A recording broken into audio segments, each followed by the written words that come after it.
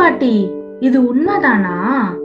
ஆனா பிரசவ காலம்ன்றது ஒரு பெண்ணோட வாழ்க்கையில மகிழ்ச்சியான காலகட்டம் இல்லையா?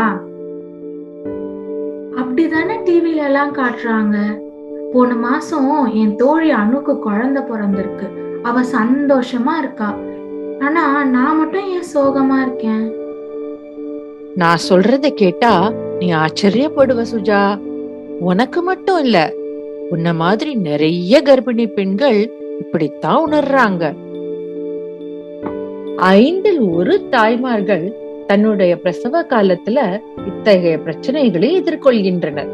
இவை கவலை, மனச்சோர்வு, பயம் மற்றும் மனநிலையில் மாற்றங்களுக்கு வழிவகுக்கும்.